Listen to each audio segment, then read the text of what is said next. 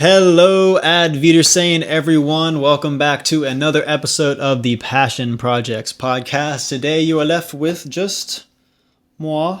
And I asked a couple questions on Instagram that I got some people to reply to.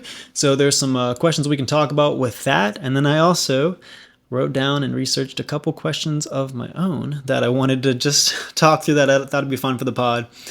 But once again, welcome back to Passion Projects. I'm super excited with how this channel's going and working really, really hard to just keep on grinding stuff out for you.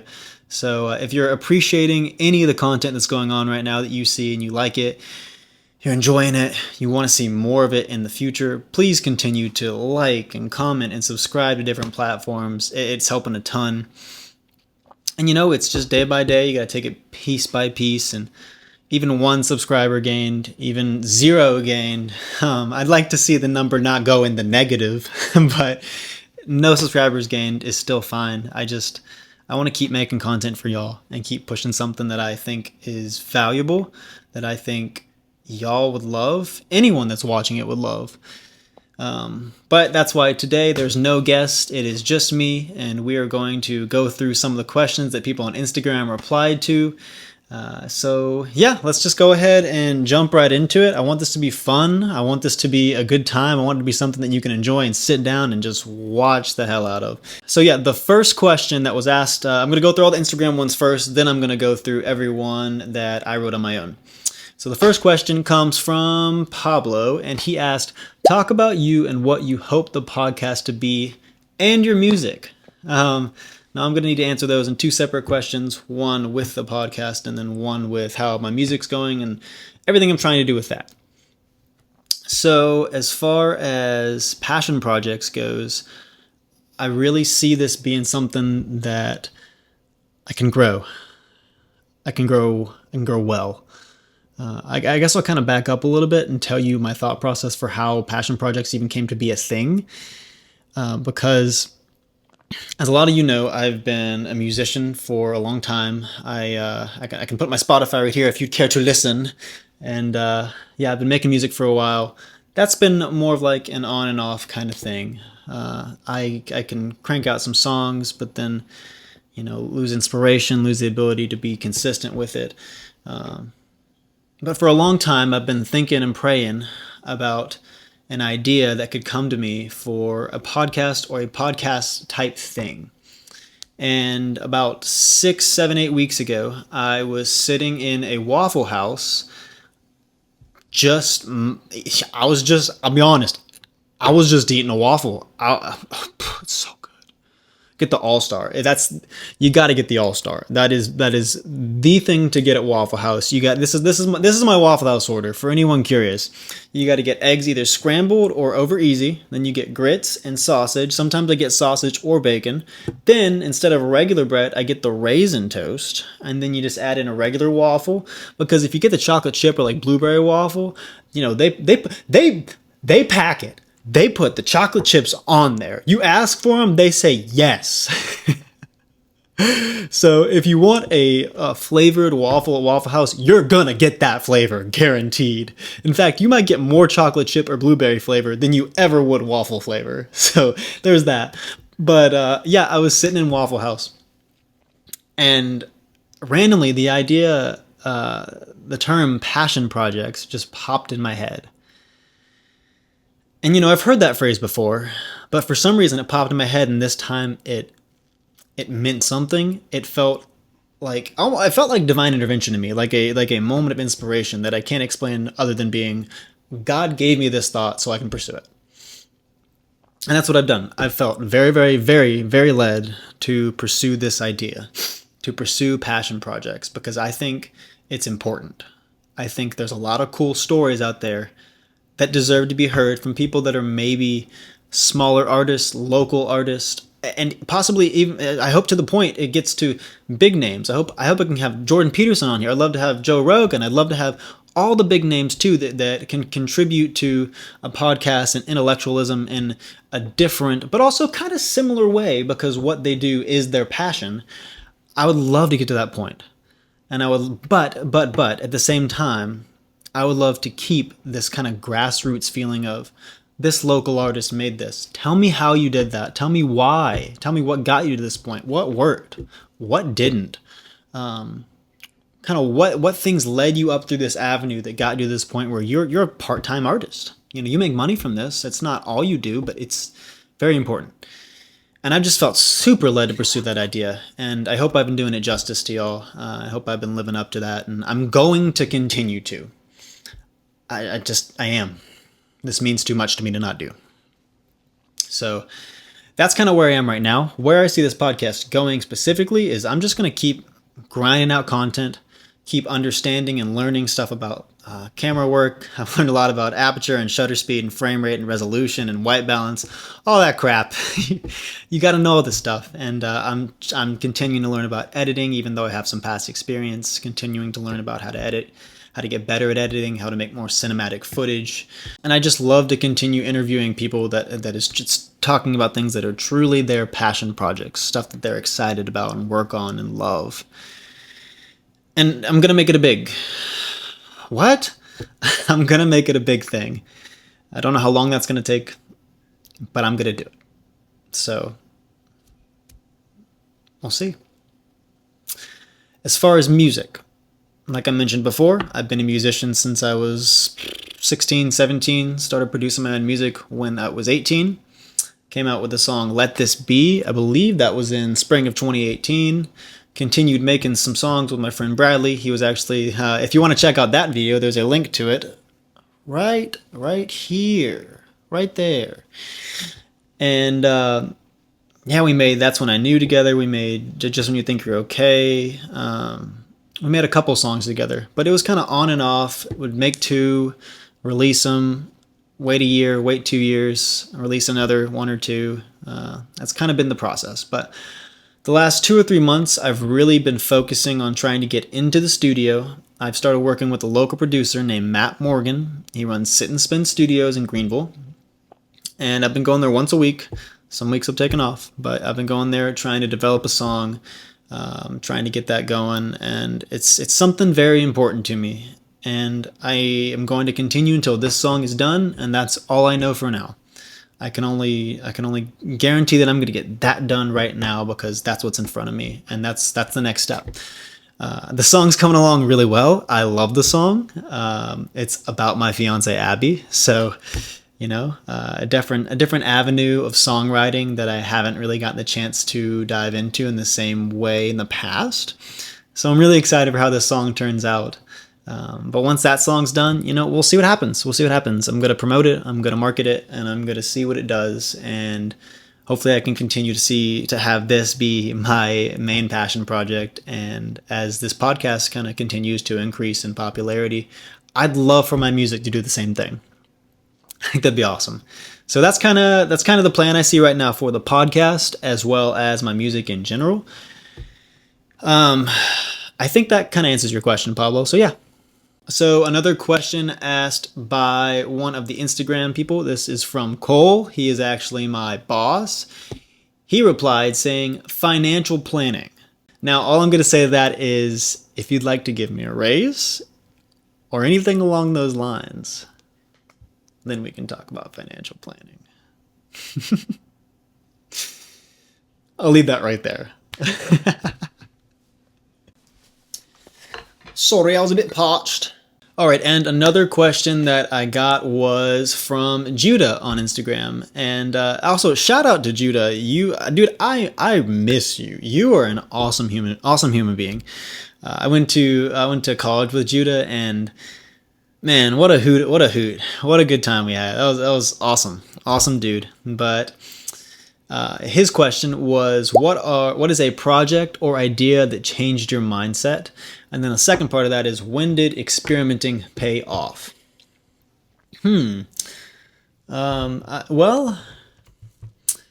a project or idea that changed my mindset. The first thing that comes to mind is one of the songs that I produced called Never Second Guessed It. And this was a song that I wrote and produced for my brother and sister-in-law's wedding. And I released it on their wedding day. Played it. That was kind of my gift to them, was playing that song at their reception after their wedding ceremony. It was a really, really special moment because I kind of got up on the mic and started talking and said, "Hey, I made this for y'all.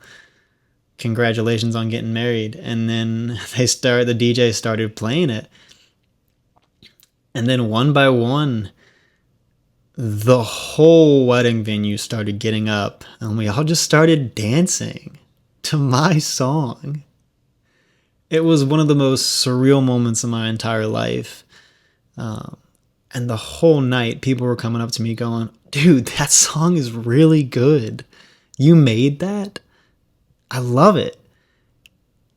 And even though it was nice to hear those compliments, and they truly did mean a lot, I'll never forget that moment of 200 people. I mean, not 200, 100, 125 people all singing and dancing to my song. I mean, it brought tears to my eyes. It was one of the most special things I've ever felt. And I would love to get back to that moment. But if I never do, that's okay too. Making that song was so fun. I think that's some of the best lyrics I've ever written. I had some help producing it with a gentleman out in Arkansas named Clay Ingold. In fact, I'll put his social media right here. Clay is a homie. Clay is awesome. He runs a little home studio. He's awesome. He is awesome. But yeah, he helped me make that. What a fun song to make, and just so special. So that's something that definitely shifted my mindset, because it showed me that I can make something and people might actually love it. They just might. You never know. You might, if you're a musician or any type of artist, you might know this, that you will notice every single little tiny thing that may be wrong with your current piece of art that you're doing. Like if I go back and listen to Never Second Guess It Again, every time I hear, oh, in the first chorus, there's this one note that I missed. It's not mixed great in this one spot, you know. It does. I wish I heard the guitar more here. I wish the last 4 bars, I wish it faded out quicker. All those tiny little things. And you go back, and sometimes that's all you can hear.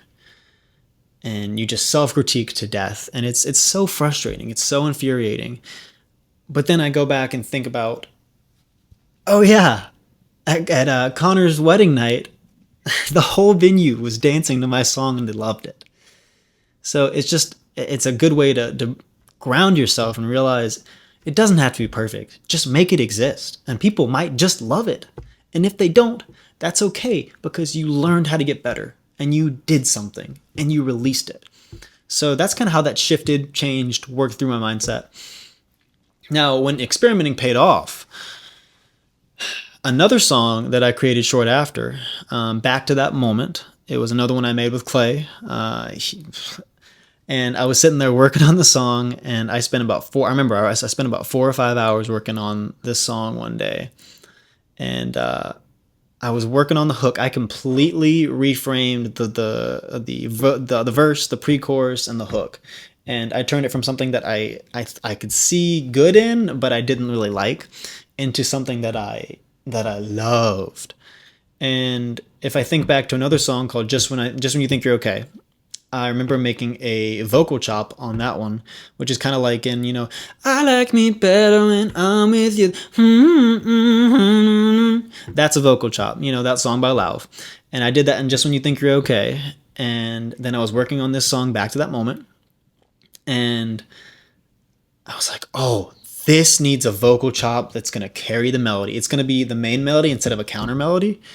And that was kind of it felt very experimental, because I didn't know where the song was at all 3 hours before that. But then I completely remade it into something that I loved.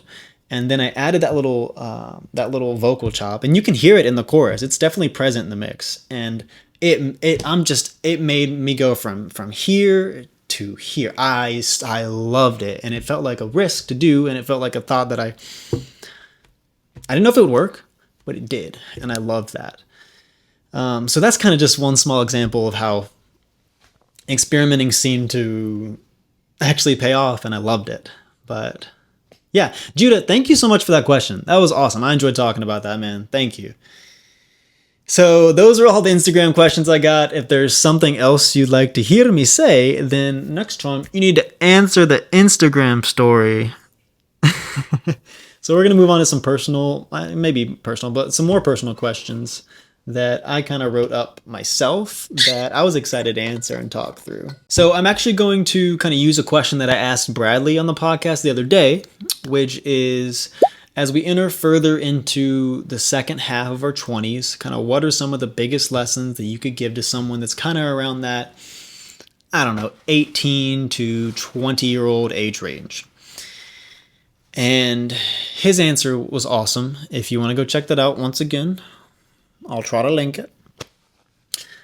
But in kind of thinking about that question, I've reflected a lot on what I was like at that kind of 18 to 20 range. And for me, you could kind of extend that up to about 22.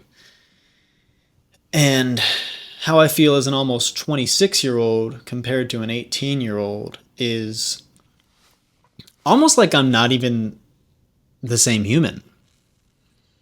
Of course, Adam's still been at the core this whole time, and my personality has shifted and changed, but I think the core of Adam has always been there. But as you get older, I think you realize exactly who you are more, and what you want to be, and where you'll go. And I think that's what I'd tell to anyone that's an 18-year-old right now, is that it's not really supposed to make sense at the moment. It's just not. I didn't know anything at 18. Now, you couldn't have told me that. I thought I had a decent understanding of how the world worked, passions, hobbies, who I was, who my friends were. I thought I knew a lot of that kind of stuff. But at 18, you just can't. You've never done your taxes. You might have done your taxes one time. You don't know what a mortgage is. You don't know how to get up to go to work every single day when you don't want to. You don't know that your friends are going to come and they're going to go, and you're going to deal with heartbreak. You're going to deal with breakups. Your parents are going to treat you in an awful way. You're going to treat your parents in an awful way. Your friends go off for summer and they go off for college, and you may never see them again. You haven't lived any of that. And of course, I feel like most, if not all 18-year-olds, you're going to tell them that, and they're going to go, but I do. I know exactly how the world works, and I know where I am, and I know how this works, and I knew that. But kind of on 8 years removed from that, you just don't. And that's okay. It's not supposed to make sense right now. But you'll get older, and you'll learn, and you'll work hard every day, and eventually pieces will start falling together. And now to kind of expand on that, a concept that I love, I don't remember where I first heard this, but I do love this concept, is that essentially your first adult birthday is when you turn 19. Because your 18th birthday is your first time being an adult. And then you turn 19, that's your first year you're an actual adult. And like, for instance, I'm turning 26 in like 3.5 weeks. And so that would make me an 8-year-old adult. And I think that's a really good framework to help younger people understand that the world's not going to make sense. It's not just going to randomly make sense when you turn 18. You're not going to have all the answers figured out. You're a baby. And I'm not saying that to insult you. I'm saying that because you're entering a whole different type of world when you turn that 18-ish kind of range. And if you tell yourself and humble yourself and go, oh, this is all new, and I feel like I have no idea where I am right now, but as time goes on, I'm going to get there. As time goes on, I'm going to learn that this is how the government works. This is how taxes work. This is why you need a 401k. This is why you need to start investing. This is how you get up to go to work every single day. This is how you represent yourself well. This is the kind of music you're going to listen to. This is the kind of podcast you're going to like. These are the kind of friends you're going to make. These are the kind of values that you shift with and change and learn as you get older. And I think it's really special when you look at it that way. It's a whole new, fresh start. And as someone who is turning 8 in about a little less than a month, I'm an excited 8-year-old because I know what's ahead. I know great things are ahead. And as an 8-year-old adult, I'm ready to start kicking ass. It's awesome. It's awesome kind of being this age. But I would tell you to just humble yourself and learn. Just learn. It's okay. You don't have to know. Just learn and keep learning and get better. And you will. All right. Another question is, how is wedding planning going? What is it like to be engaged, and how are you preparing to be a husband? Whew, that's quite a question. I wonder who asked that. It was me. I asked it. Wedding planning is going pretty good. It's going pretty good. I proposed to my fiance Abby back on January 11th of this year. And we're getting married on March 14th, 2026. So, God, I'm just so excited. I am so excited to marry her. I'm just so happy that I've found someone that I get to love every day for the rest of my life, that I just adore. And she means the world to me, and getting to plan all this together. And, she's doing a lot, but I'm trying to help some. I mean, we got most of the big stuff, if not all of the biggest stuff, taken care of. We've had the date and venue secured for a while. Just got the DJ taken care of. She just did that. Catering's taken care of. Yeah, I mean, it's going very well. She just went dress shopping for the first time, I think last week. So I can't wait for all that. And the planning's going well, I'm excited for our wedding. And as far as what it's like to be engaged, it's really fun, actually. It's completely different than just dating. And I wouldn't have thought it was so different, but it kind of is. When you first get engaged, because I have for a little over 6 months now, my first thought was, why do we have to do all this crap? Can I not just marry her? Like, can we not just do this right now? But if you'd asked me on January 11th, compared to how I am now, I don't think I was not necessarily not ready to be your husband, but I wasn't ready to jump into that role as best as I could be. And as these last 6 months have gone on, and I've gotten to know Abby on an even deeper level, and just gotten to spend time with her in a frame of mind that is different than just dating, we've learned so much about each other, and we've gotten to know each other more deeply. We've gotten to understand each other more deeply. We've gotten to talk about a lot of things that are important to us, what we like as we go into marriage, what we expect from each other.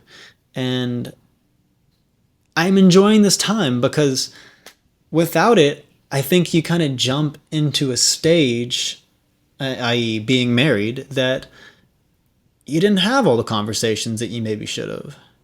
And I'm sure Abby and I will miss something that we didn't talk about, the way we put our toothbrush away, the whatever, the way you, I don't know, anything. But I'm loving getting to know her on a fundamentally deep spiritual level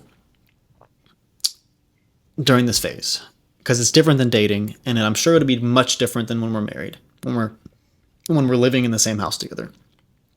So yeah, I'm loving being engaged and how I'm preparing to be a husband. I mean, I think I kind of also explained that in what I just said.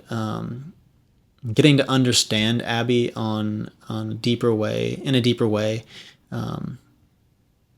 I think that's a big part of it. Learning to be a leader in our relationship, learning to be a spiritual leader in our relationship.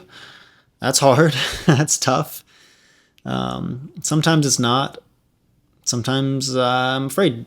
Sometimes I'm afraid I won't live up to the goals I have for myself and fall short of what she sees for me.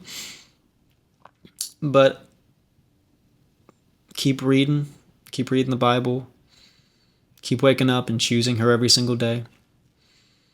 Keep learning who she is and keep loving who she is, most importantly. Yeah, learning. Learning that it's okay to say I'm sorry and actually mean it. Learning that it's okay to set a boundary. Learning that, there's always going to be more to learn. And there's just so much to unpack when it comes to a relationship. And that's kind of the beauty of it, is there's always going to be more layers of the onion. Whether good or bad, I'm choosing to choose her every day for the rest of my life. And what can be more special than that? What could be more special than that?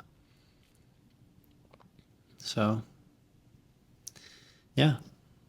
Wow, not to get all sappy. Abby, if you listen to this, I love you.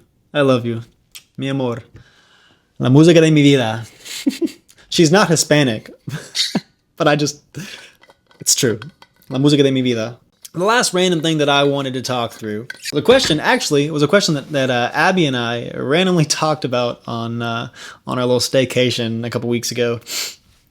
Is who are your top 3 favorite historical figures and why did you choose them? And she gave some answers, and I respect those answers, but I had my own top 3 for a couple different reasons. Now, before I actually dive into this top 3 list, I just want to say, of course, Jesus is the clear number 1 answer. I picked 3 other people, but that being said, duh, Jesus. Duh. Okay, no more on that. So 3 people besides Jesus. My first one that I chose was Marcus Aurelius. Now, he was one of the, I believe, one of the 5 good Roman emperors. Sometime, I think it was in either 1 or 200s AD, he was a brilliant military leader. He conquered, if memory serves, I'm not looking at any notes for this, but if memory serves, he is the one that got Rome to its largest actual territorial size and conquered a lot of land through a lot of really good military victories. And I believe he got stopped by the Bavarians, Germans. And that was really the one foe I believe he didn't beat, which was also the one foe that the Romans never beat. So there's that. But Marcus Aurelius was a brilliant military strategist. He expanded Rome to as far as it ever got. He was a Stoic philosopher. He actually wrote the collection of notes that was then compiled into a book called Meditations, just basically Stoic philosophy sayings and things to live by and thoughts that he had from his entire life. And having read Meditations and it being a very transformational book that I've read, I think that was a really good reason to put him at the top. Because if you wrote a book 2,000 years ago and it's not the Bible, and people are still reading it, and people still love it, and people still live by it, I think you did pretty good. And one story that always sticks out to me about Marcus Aurelius is, of course, kind of going back to that Stoic philosophy. Stoicism is basically, you don't really let stuff get to you, or you try not to let stuff get to you. You just, you conquer your emotions, you conquer who you are, and just realize that things don't have to upset you because you're the one that's getting upset by them. The thing that you're getting upset by is neither good nor bad. Just your interpretation of it is what is good or bad. And so he has all these Stoic philosophical ideas, but the story that sticks out to me to the most is it's like a slave story pretty much. So, all this philosophy stuff and still had slaves, but that was a contextual time. That was what happened. But yeah, he had a slave as the emperor that whenever he was in a heated discussion or whenever he was in over his head and his ego was shining through more than it should have, he had a slave that would come and whisper in his ear, "You're just a man. You're just a man." And to be the emperor of then the largest empire to ever exist and have the most power ever seen by any nation ever. having the ability to have the accountability from someone to remind you that you're just a man. I think that really grounds you and makes you realize none of this matters. You're just an ape in the woods that happens to wear a crown. And I think that's a really cool thing that Marcus Aurelius did. And that puts him in my top 3 for, favorite historical figures of all time. So the next person that I actually chose was an all-timer. If you're an American, if you're a born and bred 4th of July, hot dog, hamburger eating, true, just true American, then you gotta love the boy, Georgie Washington. I feel like for all the people that are actually going to watch this, you don't need an introduction for George Washington. Of course, he fought in the French and Indian War. He helped lead the revolutionary forces against the British. There's that hard photo of him standing on a boat with that guy with the flag as they're going across the river to go kill some Brit. I mean, just an absolute peach of a historical figure. Of course, there's some blemishes on his record too, like for owning slaves.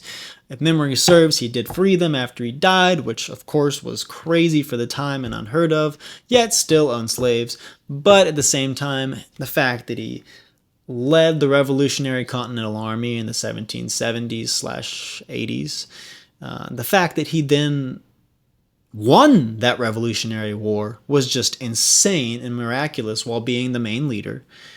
And then he had the balls to be the first president and set all this precedent for what the country was to be. He stands for what we live right now. He was the foundation of this process, this American process that we are inherently enjoying right now. And I think for any American, and honestly most people around the world, that should be a pretty big deal. It's kind of some of the things that I really take away from George Washington are actually in his farewell address when he finished his second term as president, which he actually did set kind of the precedent, the fact that you only do get 2 terms as a president. 8 years and you're done. Because he didn't want as much power as a king, because they came from that. And they knew they hated it. They fought this whole Revolutionary War over the fact that they didn't want no king. This whole no kings protest now that's going on, we were founded on that. That's the whole reason we're here. So yeah, I think that kind of touches home. He set the precedent for 8 years in office for a president. One of the other things he talked about is to just stay away from political parties, which is crazy because even in the time there was the Federalists and the Anti-Federalists who one believed in a more strict constitutional view while the other believed in a much more loose kind of, I guess, more state-driven, less centralized power. And he really advised to stay away from political parties because that is where the division is sowed. That is where Americans will be separated from each other in a way that is irreparable, which, lo and behold, we are still experiencing to this day. So the fact that he even said that and had the wisdom to explain that, I think that was a big deal. And I think that kind of moves him up the pecking order in a lot of ways.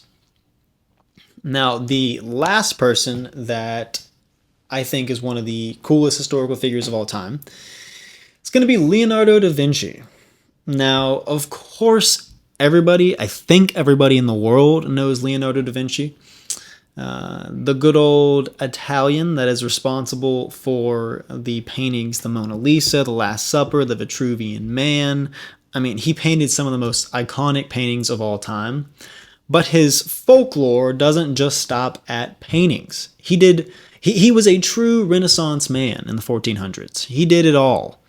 He was influential to political leaders. He had an actual say in what happened in the political landscape at the time. He was an incredible painter like I just mentioned, that painted all those ones that we still go to exhibits today to visit and view. You may not actually know this one, but he made concept drawings for what would become airplanes and helicopters Think of that. In the 1400s, he actually made, like, I'll put him up here. He made conceptual drawings for airplanes and helicopters, and they were pretty legit, while also making conceptual drawings for tanks and armored vehicles. There were no vehicles except a wagon at the time, yet he had the foresight to design a tank, to design an airplane, to design a helicopter. Genius. Like, and you can paint. Wait, there's still more. And on top of that, he was also an incredible engineer. He actually designed the crane. You may not have known that, but he designed the crane. He then desired a machine that could test the strength of wire, which of course was, much more influential in that time period, but is still something that we use today to actually make sure that a structure is stable and a pulley is stable. So right now we got artist, we got our, future time traveler. Obviously, he knows about tanks and helicopters. An incredible engineer that actually made a lot of things that we still use to this day. And then on top of that, he still did things like studying city planning and kind of like urban layouts. And some of those drawings and writings that he had on city planning and urban layouts are some things that we actually still use to this day. And that it's just crazy. He was, like I said, a true Renaissance man. He represented, knowing a little bit of everything, and in his case, actually knowing a lot of bit out of a lot of things. So I think he deserves to be one of the top 3 coolest historical figures of all time. So those are the 3 that I chose. I know, of course, that, you could make an argument for other people, Alexander the Great, Abraham Lincoln, I don't know, other people, but those are the kind of 3 that I chose. And if you like hearing me talk about historical figures, we can always talk more about this. I grew up with a dad who was a history teacher. My major in college was history. Don't ask. Yeah, I'd love to sit here and talk about it all friggin' day. But yeah, that's my top 3 historical figures that we're talking about today. So that's all I got for y'all today. That was actually really fun. I enjoyed that. Thank you so much for listening. Once again, if you are loving what you're seeing, please like this, comment down below, give it 5 stars, subscribe on YouTube, on Instagram, on TikTok, follow everything, because this Passion Projects is going to take off, and I want you to be there for the whole ride. So thank you for watching, and see y'all next time. Bye!